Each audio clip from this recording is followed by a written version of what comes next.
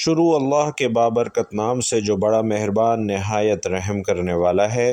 ناظرین کرام، سحری کے بعد آپ نے ایک چھوٹا سا عمل کرنا ہے۔ انشاءاللہ اس عمل کو کرنے سے آپ کی ہر مشکل آسان ہو جائے گی، کیونکہ یہ بہت ہی مجرب اور طاقتور عمل ہے۔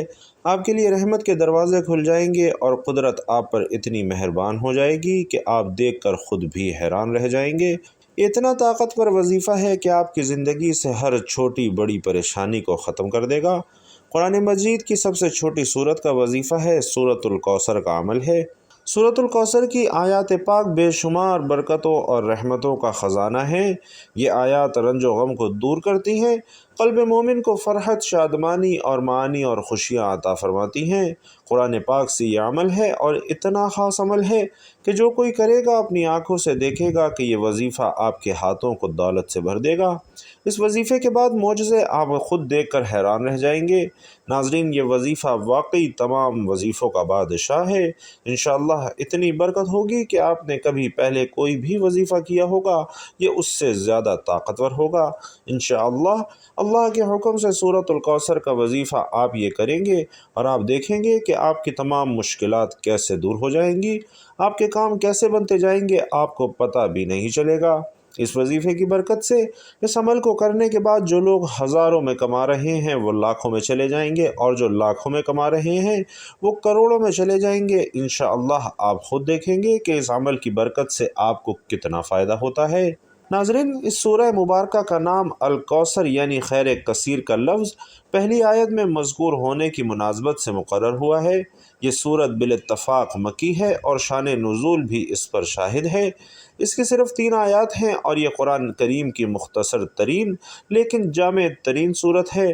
اس سورہ مبارکہ میں رسول کریم صلی اللہ علیہ وسلم کے لیے بھی ایک اہم ترین خوشخبری ہے، اور ساتھ آپ صلی اللہ علیہ وسلم کی رسالت کی تکمیل اور تا قیامت باقی رہنے کی ضمانت کا اعلان ہے۔ وہ ہے الکوثر یعنی خیر کثیر کی عنایت، اور یہ خیر کثیر جناب سیدۃ النساء العالمین سلام اللہ علیہا کی ذات گرامی پر منطبق ہے، اور آج دین مبین اسلام کی بقا جناب سیدہ سلام اللہ علیہا کی اولاد کی قربانیوں کی وجہ سے ہی ہے، اور جو کچھ اس وقت دامن اسلام میں موجود ہے وہ اولاد زہرا سلام اللہ علیہا کے مرہون منت ہے۔ انا اعطیناک الکوثر، بے شک ہم نے ہی آپ کو کوثر عطا کی ہے۔ اس بات میں کسی کو اختلاف نہیں کہ یہ صورت ان لوگوں کی رد میں نازل ہوئی جو رسول علیہ السلام کو نعوذ باللہ ابتر یعنی لا ولد کہا کرتے تھے، اور واقعہ یہ پیش آیا کہ رسول اللہ صلی اللہ علیہ وسلم کی نرینہ اولاد میں سے حضرت قاسم علیہ السلام کا انتقال ہوا، اور اس کے بعد حضرت عبداللہ علیہ السلام کا بھی انتقال ہو گیا، تو اس پر کفار قریش نے خوشیاں منانا شروع کر دیں۔ جب حضور صلی اللہ علیہ وسلم کے دوسرے صاحبزادے کا بھی انتقال ہو گیا تو ابو لہب دوڑتا ہوا مشرکین کے پاس گیا اور ان کو یہ خبر خوشی کے ساتھ سنائی کہ آج رات محمد لا ولد ہو گئے، نعوذ باللہ۔ ناظرین، ابن عباس کی ایک روایت سے معلوم ہوتا ہے کہ حضور صلی اللہ علیہ وسلم کے دوسرے فرزند حضرت عبداللہ کی وفات پر ابو جہل نے بھی ایسی ہی باتیں کی تھیں، اور اسی طرح عقبہ بن ابی معیط نے بھی اسی قسم کی خوشیاں منانے کا مظاہرہ کیا تھا۔ عاص بن وائل نے ایسے موقع پر کہا تھا کہ نعوذ باللہ، محمد ابتر ہیں، ان کا کوئی بیٹا نہیں جو ان کی جگہ پر کر سکے۔ جب وہ فوت ہو جائیں گے تو ان کا نام و نشان مٹ جائے گا اور تمہیں اس سے چھٹکارا مل جائے گا۔ اس موضوع پر روایات اس کثرت سے ہیں کہ کوئی مصنف اس بات میں شک نہیں کرے گا کہ یہ سورت رسول اللہ صلی اللہ علیہ وسلم کو ابتر یعنی لا ولد کہنے والوں کے رد میں نازل ہوئی ہے۔ ناظرین، عربی زبان میں جو چیز تعداد یا مقدار میں کثیر ہو اسے کوثر کہتے ہیں۔ سفیان بن عیینہ ناقل سے روایت ہے کہ کسی نے ایک بوڑھی عورت سے جس کا بیٹا سفر سے واپس آیا تھا پوچھا کہ آپ کا بیٹا کیا لے کر آیا ہے؟ اس نے کہا آپ بکوثر یعنی بہت سارا مال لے کر آیا ہے، اور خیر کثیر یعنی کوثر کے لغوی معنی کہ جب انتہائی کثرت کے ساتھ ہوں، تو ذہنوں میں سوال آتا ہے کہ کس چیز کی کثرت ہے، اور اس کا جواب ابن عباس دیتے ہیں کہ کثیر سے مراد خیر کثیر ہے، اور اس روایت کو بخاری، ابن جریر اور حاکم نیشاپوری نے ابو بشر سے، انہوں نے سعید بن جبیر سے اور انہوں نے ابن عباس سے نقل کیا ہے۔ ابو بشیر نے سعید بن جبر سے کہا کہ لوگ کہتے ہیں کہ کوثر جنت کی ایک نہر کا نام ہے۔ کہا جنت کی نہر خیر کثیر میں شامل ہے، اور یہی جواب ابن عباس سے بھی منقول ہے۔ صاحب تفسیر روح المعانی خیر کثیر بیان کرنے کے بعد لکھتے ہیں کہ اس سے معلوم ہوتا ہے کہ جن صحیح روایات میں کوثر کی تفسیر نہر سے کی گئی ہے وہ من باب التمثیل ہے، یعنی مثال کے طور پر نہر کا ذکر آیا ہے، اور جب صحیح روایات سے ثابت ہے کہ کوثر کی تفسیر خیر کثیر ہے بلکہ یہ تفسیر تواتر کی حد تک ہے، تو دوسری تفسیر اس کا مقابلہ ہی نہیں کر سکتی، لہٰذا دیگر تمام اقوال من باب المثال ہیں۔ خیر کثیر کا مصداق جب یہ صورت رسول کریم صلی اللہ علیہ وسلم کو ابتر یعنی لاولد کہنے والوں کی رد میں نازل ہوئی اور اس کوثر کا مطلب خیر کثیر ہے، تو اس خیر کثیر کے مصداق کا تعین ان شانئک ھو الابتر یعنی آپ کا دشمن بے اولاد رہے گا اس بات سے ہوتا ہے، یعنی تیرا دشمن لاولد ہے، ہم نے آپ کو کوثر عطا کیا ہے، یعنی آپ کو اولاد کثیر عطا کی ہے، یا خیر کثیر عطا کیا ہے جس کا مصداق اولاد کثیر ہے۔ اگر کوثر سے مراد اولاد کثیر نہیں ہے تو ان شانئک ھو الابتر کا کوئی مفہوم نہیں رہتا، جیسا کہ صاحب تفسیر المیزان نے کہا ہے کہ اس جگہ مؤلف تفہیم القرآن نے لکھا ہے، اس پر مزید آپ پر ایک کے بعد ایک بیٹے کی وفات سے غموں کا پہاڑ ٹوٹ پڑا تھا، اور اس موقع پر عزیزوں، رشتہ داروں، قبیلے اور برادری کے لوگوں اور ہمسایوں کی طرف سے ہمدردی اور تعزیت کے بجائے خوشیاں منائی جا رہی تھیں اور وہ باتیں بتائی جا رہی تھیں جو ایسے ایک شریف انسان کے لیے دل توڑ دینے والی تھی جس نے اپنے غیر و تک سے انتہائی نیک سلوک کیا تھا۔ اس پر اللہ تعالیٰ نے آپ کو اس مختصر ترین صورت کے ایک فقرے میں وہ خوشخبری عطا فرمائی جس سے بڑی خوشخبری کسی انسان کو نہیں دی گئی، اور ساتھ ہی ساتھ یہ فیصلہ بھی سنا دیا گیا کہ آپ کی مخالفت کرنے والوں کی ہی جڑ کٹ جائے گی۔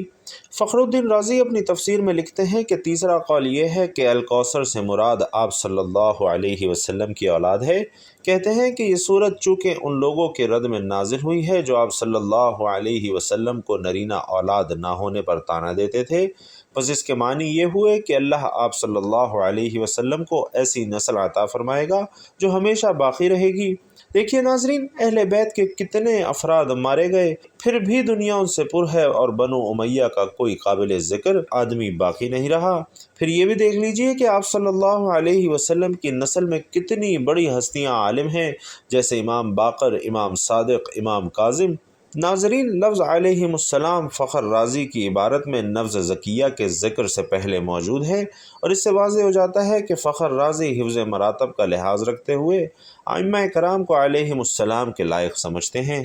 صاحب تفہیم القرآن فضائل اہل بیت علیہم السلام کے بارے میں ہمیشہ تحفظات کا اظہار کرتے ہیں، اور اس جگہ پر چند الفاظ حضور کریم صلی اللہ علیہ وسلم پر اللہ تعالیٰ کی نعمتوں کے ذکر کے بعد ضمنی طور پر لکھتے ہیں کہ اس میں یہ نعمت بھی شامل ہے کہ اولاد نرینہ سے محروم ہونے کی بنا پر دشمن تو یہ سمجھتے تھے کہ آپ صلی اللہ علیہ وسلم کا نعوذ باللہ نام و نشان دنیا سے مٹ جائے گا، لیکن اللہ نے صرف یہی نہیں بلکہ مسلمانوں کی صورت میں آپ کو وہ روحانی اولاد عطا فرمائی جو قیامت تک تمام روئے زمین پر آپ کا نام روشن کرنے والی ہے، بلکہ آپ کی صرف ایک ہی صاحبزادی حضرت فاطمہ رضی اللہ تعالی عنہا سے آپ کو وہ جسمانی اولاد بھی عطا کی جو دنیا بھر میں پھیلی ہوئی ہے، اور جس کا سارا سرمایہ افتخار ہی حضور علیہ الصلاۃ والسلام کا انتساب ہے، ان سے نسب ہے۔ تفسیر محاسن میں لکھا ہے کہ جو کچھ ہم نے اس صورت کے شان نزول میں لکھا ہے، اسی لیے امام اللغہ ابن جنی اس بات کے قائل ہو گئے کہ کوثر کی تعویل ذریعت کثیرہ ہے، اور یہ بات نہایت خوبصورت بات ہے اور سبب نزول صورت کے ساتھ مناسبت بھی رکھتی ہے۔ لکھتے ہیں کہ ابو الفضل نے جو کچھ مجھے لکھایا ہے اس میں یہ بات بھی تھی، قریش اور نبی کریم صلی اللہ علیہ وسلم کے دشمن یہ کہتے تھے کہ محمد ابتر ہو گئے ہیں، ان کی کوئی اولاد نہیں ہے، اور جب یہ فوت ہو جائیں گے تو ہمیں اس سے چھٹکارا مل جائے گا، تو اللہ تعالیٰ نے نازل کیا انا اعطیناک الکوثر، اور کثیر تعداد سے مراد ذریت ہے اور وہ اولاد فاطمہ ہے۔ اور عروضی کہتے ہیں کہ اگر کوئی یہ کہے کہ اولاد بیٹوں اور باپ ماں کی ہوتی ہے تو میں کہوں گا کہ یہ بات اللہ تعالیٰ کے حکم کے خلاف ہے، چنانچہ اللہ تعالیٰ نے فرمایا کہ ایک آیت میں عیسیٰ کو ابراہیم علیہ السلام کی اولاد قرار دیا ہے، اس میں کسی کو اختلاف نہیں ہے کہ عیسیٰ علیہ السلام کے باپ نہیں ہیں۔ انا اعطیناک الکوثر، اس آیت میں لفظ انا پر عظمت دلالت کرتا ہے، اور اللہ تعالیٰ جب اپنے مقام کبریائی کے مطابق کوئی اہمیت کا حامل کام انجام دیتا ہے تو اپنی کبریائی کے مقام سے بات کرتا ہے اور انا کی تعبیر اختیار فرماتا ہے، جیسے انک علی کل شیء قدیر، کہ ہم نے ہر چیز کو ایک انداز کے مطابق پیدا کیا ہے اور ہم نے آپ کو حق کے ساتھ بشارت دینے والا اور تنبیہ کرنے والا بنا کر بھیجا ہے، اور ہم نے یہ کتاب حق کے ساتھ آپ کی طرف نازل کی ہے، ہم نے آپ کو گواہ بنا کر بھیجا ہے۔ لہٰذا اس میں اللہ تعالیٰ اپنے رسول صلی اللہ علیہ وسلم کو ایک ایسی عظیم القدر نعمت عطا فرما رہا ہے جو اس کی شان کبریائی کے شایان شان ہے، اور حقیقت بھی یہی ہے کہ اولاد فاطمہ سلام اللہ علیہا میں صرف 11 ائمہ، ان میں سے ایک ہستی مہدی آخر الزماں، دنیا کی تمام قابل تصور نعمتوں سے بڑی نعمت ہے۔ انا اعطیناک، لفظ عطا اس موقع پر استعمال ہوتا ہے جہاں عطا شدہ چیز کو مالک بنانا ہو، اور ممکن ہے کہ اس جگہ یہ بتانا مقصود ہو کہ یہ کوثر ایک ایسا عطیہ ہے جس میں آپ صلی اللہ علیہ وسلم کے ساتھ کوئی دوسرا شریک نہیں ہے۔ اور کوثر کے فوائد کیا ہیں؟ کہ دشمنوں کی پریشانیوں سے انسان محفوظ رہتا ہے۔ سورۃ الکوثر میں اللہ تعالیٰ فرماتا ہے کہ ہمیں اللہ پر بھروسہ کرنا چاہیے۔ اگر آپ کو دشمنوں سے خوف کا احساس ہو تو قرآن پاک کی اس مختصر ترین صورت کی تلاوت کیا کریں، انشاءاللہ اللہ تعالیٰ آپ کی حفاظت فرمائے گا۔ اس صورت کو پڑھنے کا فائدہ یہ ہے کہ دشمنوں سے انسان کی حفاظت ہو جاتی ہے۔ دوسرا فائدہ یہ ہے کہ نئے جنم کو زندہ بچانا ہو، وہ شخص جس کے بچے پیدائش کے بعد زندہ نہ رہیں، وہ نماز فجر کے بعد 41 دن تک سورۃ الکوثر کی متعدد بار تلاوت کرے، انشاءاللہ عطیہ الہی اور سورۃ الکوثر کی برکت سے اس کے آئندہ بچے زندہ رہیں گے۔ تیسرا فائدہ یہ ہے کہ اس سے انسان کی زندگی محفوظ ہو جاتی ہے۔ اللہ کی عطا اور سورۃ الکوثر سے انسان کی زندگی محفوظ رہتی ہے۔ کاروبار کو بڑھانے اور چوری سے بچانے کے لیے جو شخص سورۃ الکوثر کو روزانہ کئی بار پڑھتا ہے تو اللہ تعالیٰ اس کے کاروبار کو وسعت دیتا ہے اور اس کے علاوہ اس کے مال کو چوری سے بچاتا ہے۔ اسی طرح مضبوط حافظے میں مدد کرنے کے لیے کہ جو شخص سورۃ الکوثر کو 129 مرتبہ پڑھے گا اسے ہمیشہ کچھ بھی یاد رہے گا اور اس کی قوت حافظہ مضبوط ہوگی۔ اسی طرح سورۃ الکوثر کا ورد شادی کے لیے انتہائی مددگار ہے کہ سورۃ الکوثر شادی کو برکت دیتی ہے۔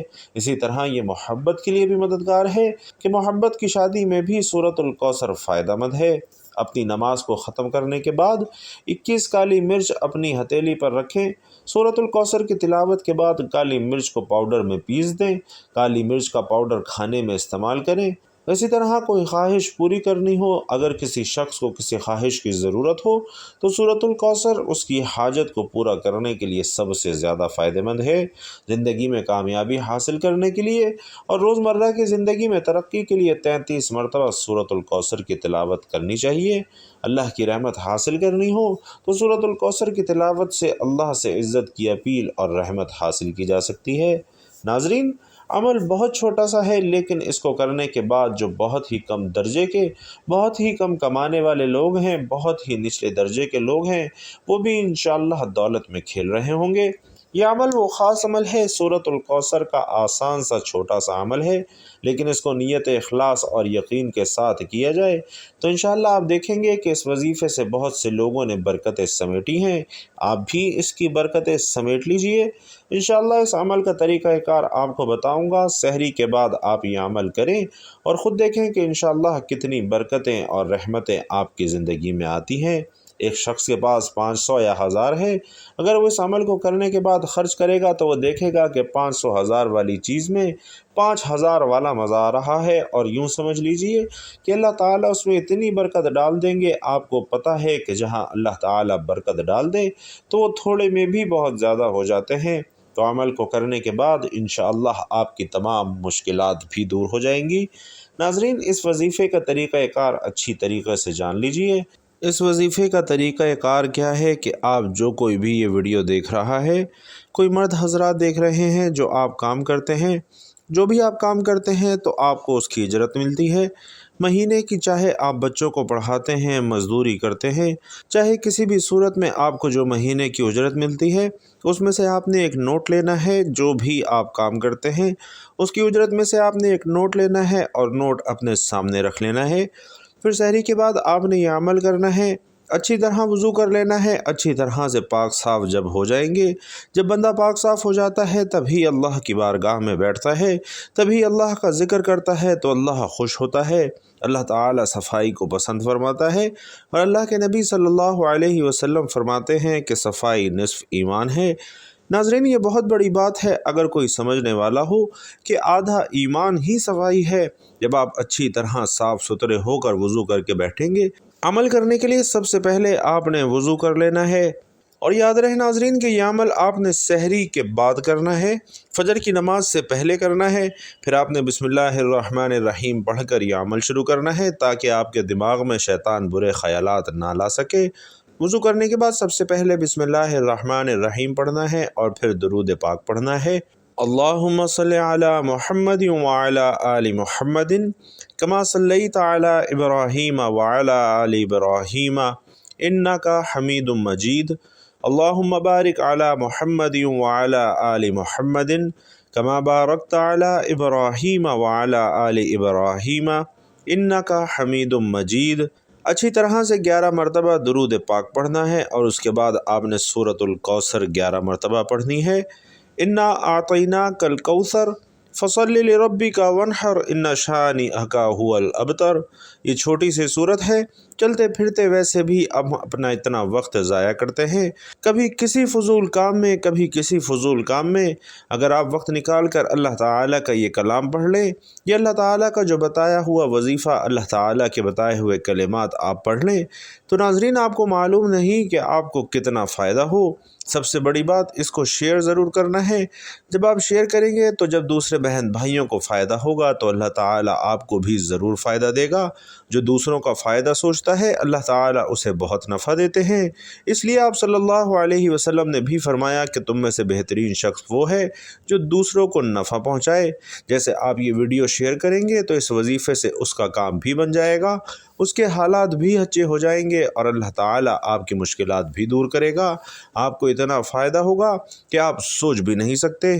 क्योंकि नाज़रीन, जब आप दूसरों के लिए फ़ायदा सोचेंगे तो इंशाअल्लाह ये अमल आपके लिए भी जल्दी असर करेगा, आपको बहुत ज़्यादा फ़ायदा होगा।